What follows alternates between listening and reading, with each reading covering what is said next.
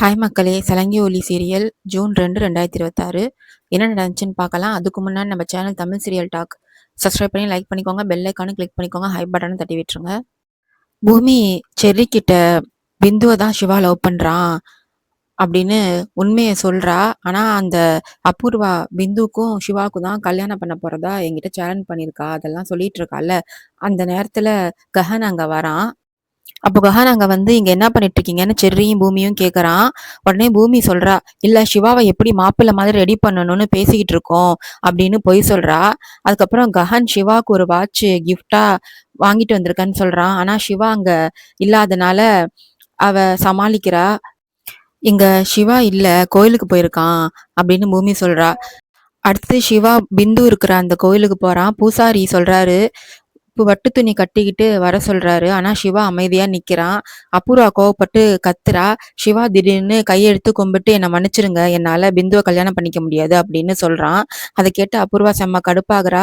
உனக்கு என்ன பைத்தியம் பிடிச்சிருக்கா அப்படின்னு கத்துறா. ஆனா சிவா சொல்றான், நான் ஏற்கனவே அக்காவுக்கு வாக்கு கொடுத்துருக்கேன், அதனால பிந்துவை கல்யாணம் பண்ணிக்க முடியாது அப்படின்னு தெளிவா சொல்றான். உடனே அபூர்வா கோபத்தோட உச்சிக்கே போறா. மரியாதை தாலி கட்டு அப்படின்னு மிரட்டுறா சிவாவ. அப்படியே மிரட்டிட்டு சிவாவை அடிக்க கையை ஓங்குறா. கரெக்டா அந்த நேரத்துல பூமி குறுக்க வந்து அபூர்வாவோட கையை பிடிச்சு தடுத்துடுறா.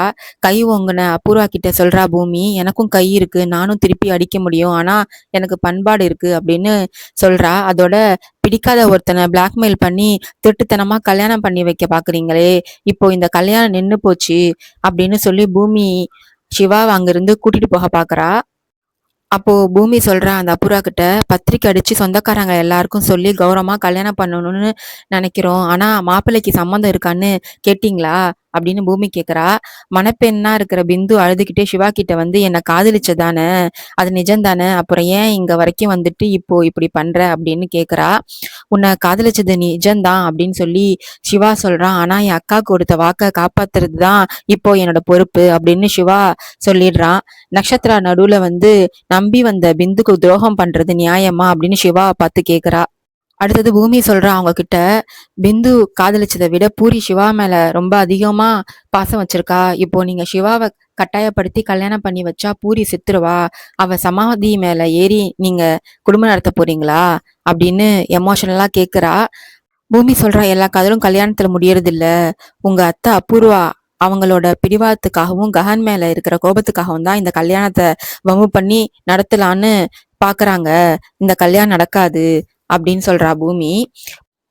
அப்படி சொல்லிட்டு பூமி சிவாவை கூட்டிட்டு கிளம்புறாங்க. ஆனா அபூர்வா குறுக்க வந்து நின்று எங்கேயும் போக முடியாது, உங்களை விடமாட்டேன்னு தடுக்கிறா. உடனே பூமி சொல்றா, நான் இப்போ என் மாமாவுக்கு ஒரு ஃபோன் பண்ணா உன் நிலைமை என்ன ஆகும்னு யோசிச்சு பாரு அப்படின்னு மிரட்டுறா. முன்னாடி கஹன் அபூர்வாவை கழுத்து நெரிச்சு கொல்ல போன சம்பவத்தை அபூர்வா யோசிச்சு பார்த்து பயந்து போய் கையை எடுத்துடுறா. உடனே பூமியும் சிவாவும் அங்கிருந்து கிளம்புறாங்க. கல்யாணம் நின்னு போனதுனால பிந்து ரொம்ப ஃபீல் பண்ணி அழுதுட்டு இருக்கா. அப்போ அபூர்வா பிந்து கிட்ட வந்து சொல்றா, அழாத பிந்து, எப்படியாச்சும் இந்த கல்யாணத்தை நான் நடத்தி வைக்கேன் அப்படின்னு பிந்துக்கு ஆறுதல் சொல்லி சமாதானப்படுத்துறா அபூர்வா.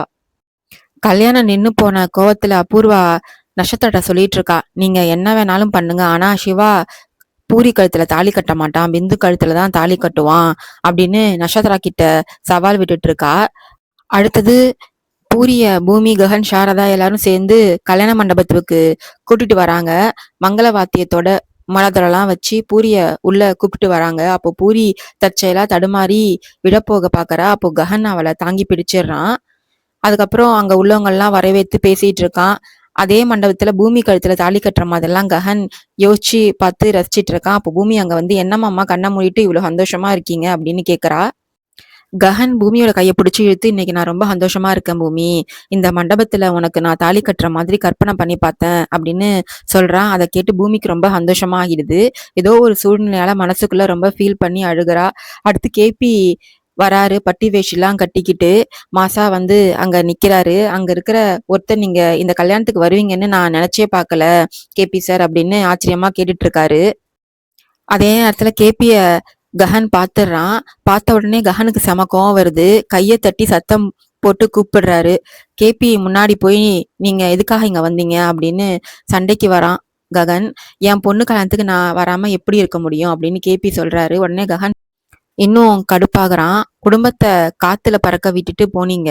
என் தங்கச்சிய என்னைக்காச்சும் வந்து பார்த்திருப்பீங்களா? இப்போ வந்து பொண்ணு கல்யாணம்னு உரிமை கொண்டாடுறீங்களா? உங்களுக்கு இந்த கல்யாணத்துல எந்த ஒரு உரிமையும் கிடையாது. பார்க்கவும் முடியாது. தகுதியும் இல்ல அப்படின்னு சொல்லி ககன் கத்துறான். கேபி கெஞ்சுறாரு. டேய் ககன், 20 வருஷமா இதே வார்த்தைய சொல்லி என்ன காயப்படுத்துறடா. நான் சும்மா 2 நிமிஷம் என் பொண்ண பார்த்துட்டு போயிடுறேன் அப்படின்னு சொல்றாரு. ஆனா கஹன் கேட்காம, நீங்க இங்க வந்தாலே என் சந்தோஷம் போயிடும். மரியாதையா இங்கேருந்து போயிடுங்க அப்படின்னு கும்பிட்டு வார்னிங் கொடுக்குறான். நீங்க போகலன்னா எல்லாரும் முன்னாடியும் உங்க மேல கைய வச்சிருவேன். அப்படி உங்க மானம் போயிடும் அப்படின்னு கஹன் மிரட்டுறான். வேற வழியே இல்லாம கேபியும் அங்கிருந்து சோகமா கிளம்பி போறாரு. கேபி அழுதுகிட்டே வெளியில போகும்போது பூமி ஓடி வந்து, மாமா எங்க போறீங்க? நில்லுங்க அப்படின்னு தடுத்து நிறுத்துறா. கஹன் போக சொன்னதுனால நான் இங்க இருந்து போறேன். நான் இங்க இருக்க மாட்டேன் அப்படின்னு கேபி சொல்றாரு.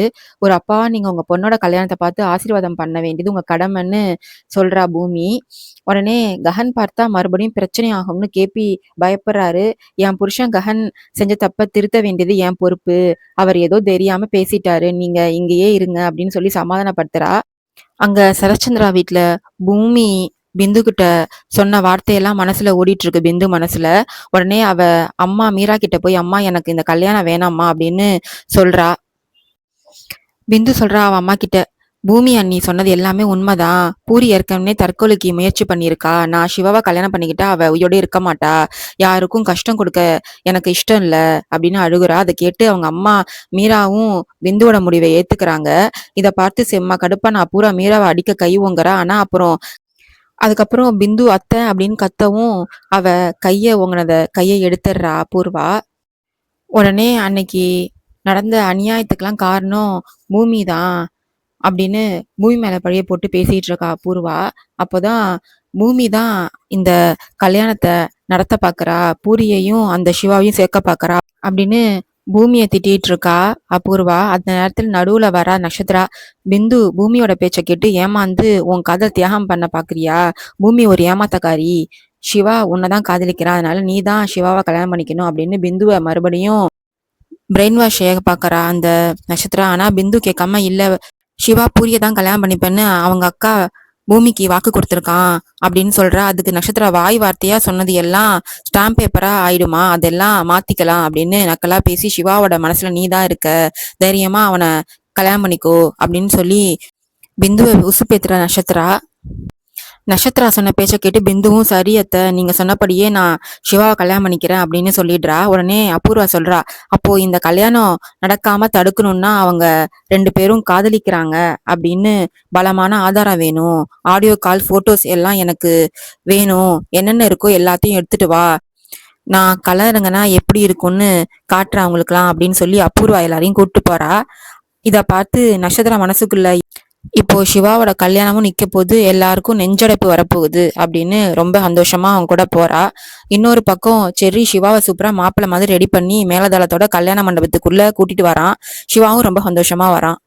அடுத்தது பூமி செம பிளான் பண்ணி கஹன் துரத்தி விட்ட கேபிக்கு ஒரு முக்காடை போட்டு தலையில கல்யாண பட்டு துணியெல்லாம் வச்சு மறைச்சு கூட்டிட்டு வரா. கேபி பயந்துட்டே, அம்மா பூமி, கஹான அங்க இல்லம்மா, அவன் அங்க இருந்தானா என்ன கண்டுபிடிச்சிருவான், அப்புறம் நான் அவ்வளவுதான், எனக்கு பயமா இருக்குன்னு சொல்லிட்டே வராரு. அதுக்கு பூமி, பொண்ணு கல்யாணத்தை பார்க்கணும்னா இந்த டென்ஷன் எல்லாம் தாங்கணும் அப்படின்னு சொல்லி, நான் இருக்க, நான் பாத்துக்கிறேன் அப்படின்னு அவருக்கு ஆறுதல் சொல்லி உள்ள கூப்பிட்டு வரா. வழியில கஹன் மத்தவங்க கிட்ட பேசிட்டு இருக்கும்போது கேபிய பார்த்துட்டு, பூமி யாரு இது அப்படின்னு கேக்குறான். உடனே பூமி சமாளிக்கிறா, மாமா இவரு கைராசியான ஒரு பெரிய மனுஷன். இவரு இப்போ வரைக்கும் அவர் கையால 100 கல்யாணத்தை நடத்தி வச்சிருக்காராம். மணப்பெண் துணியெல்லாம் இந்த மாதிரி பெரியவங்க எடுத்துட்டு போனா ரொம்ப நல்லதுன்னு அத்தை சொன்னாங்க, அதான் கூட்டிட்டு போறேன் அப்படின்னு செமையா பொய் சொல்றா. கஹனும் அதை நம்பி கேபிய கும்பிடுறான். பூமி கஹன் கிட்ட இருந்து தப்பிச்சு நைஸா கேபிய பூரியோட ரூமுக்கு கூட்டிட்டு போறா. அங்க இருக்கிற சாரதா, பூமி கல்யாண பொண்ணு ட்ரெஸ் எல்லாம் நீ தானே எடுத்துட்டு வரணும், நடுவுல இவரை ஏன் கூட்டிட்டு வந்த அப்படின்னு கேக்குறாங்க. அதுக்கு பூமி சொல்றா, அத்தை இந்த பெரிய மனுஷர் கையால அச்சதை போட்டு ஆசீர்வாதம் பண்ணா நல்லா இருக்குன்னு கூட்டிட்டு வந்தேன் அப்படின்னு சொல்றா. சாரதா கேக்குறாங்க, யாரு அந்த பெரிய மனுஷன் அப்படின்னு கேட்கவும், முக்காடை எடுங்க மாமான்னு சொல்றா பூமி. கேபி மெதுவா முக்காடை எடுக்கிறாரு. கேபிய பார்த்த உடனே சாரதா அதிர்ச்சியில கண்ணீர் வந்துடுது. எங்க நீங்க வரமாட்டீங்களோன்னு நினைச்சேன் அப்படின்னு சொல்லி அழ ஆரம்பிச்சிடறாங்க. கேபி அழுதுகிட்டே, நான் வந்த உடனே கஹன் என்ன திட்டி துரத்திட்டான் சாரதா, நான் கிளம்ப வேண்டியவன் தான். ஆனா பூமி தான் இந்த வேஷத்தை போட்டு என் புருஷன் கஹன் செஞ்ச தப்ப திருத்தி என்ன இங்க கூட்டிட்டு வரேன்னு பூரி கல்யாணத்துக்கு என்ன உள்ள ஆசீர்வாதம் பண்ண கூட்டிட்டு வந்திருக்கா அப்படின்னு சொல்றாரு. அப்படின்னு சொல்லி கேபி ஆனந்த கண்ணீர் வடிக்கிறாரு. உண்மையெல்லாம் தெரிஞ்சுக்கிட்ட சாரதா ஆனந்த கண்ணீரோட பூமியை கட்டிப்பிடிச்சு, நீ எங்க வீட்டு மருமக இல்லம்மா, நீ ஒரு தேவதை அப்படின்னு உருகி பாராட்டுறாங்க. கேபி நேரா பூரி முன்னாடி மண்டிக்கிட்டு அவளோட கைகள் எல்லாம் பிடிச்சு, அம்மா பூமி, என் பொண்ணை இவ்வளவு அழகா மணப்பெண் குளத்துல இப்பதாம்மா இவ்வளவு பக்கத்துல பாக்குறேன் அப்படின்னு சொல்லி அழுகுறாரு. வெளியில இருக்கிற ஐயர் கௌரி பூஜைக்கு நேரமாச்சு, பொண்ணை கூட்டிட்டு வாங்கன்னு சொல்றாரு. ககன் திடீர்னு ரூம கதவை திறந்து ரூம்குள்ள வந்துடுறாரு. பயந்து போன கேபி அங்க இருக்கிற ட்ரெஸ்ஸிங் டேபிள் பின்னாடி போய் ஒளிஞ்சுக்கிறாரு. பூமி பதட்டப்பட்டு மாமா அப்படின்னு கத்துறா. ககன், ஏன் பூமி இப்படி கத்துற? தங்கச்சி ரூம்குள்ள அண்ணன் தானே வந்தேன் அப்படின்னு சொல்லி கேக்குறாரு. சீக்கிரம் பூரிய கூட்டிட்டு வான்னு சொல்றாரு ககன். ககன் அங்கேயே நின்னா கேபி மாட்டிப்பாருன்னு பூமி ஒரு ஐடியா பண்றா. ககனை கைய பிடிச்சி வெளியே இழுத்துட்டு போய், மாமா, மாப்பிள்ளை பொண்ணு போடுற மோதிரத்தை நான் கார்லயே மறந்து வச்சுட்டு வந்துட்டேன், பூஜைக்கு நேரமாச்சு, நீங்க போய் அதை எடுத்துட்டு வாங்க அப்படின்னு போய் சொல்லி அவனை அங்கிருந்து அனுப்பி வைக்கிறா. ககனும் அதை நம்பி கிளம்புறான். ககன் போனதும் பூமி நிம்மதி பெருமூச்சு விட்டுட்டு கேபி கிட்ட, மாமா, அவரு போயிட்டாரு, நீங்க வெளியில வாங்க, இப்ப பூரிக்கு நெத்தியில கட்டுற அந்த கல்யாண கயிறை கட்டுங்க அப்படின்னு சொல்றா.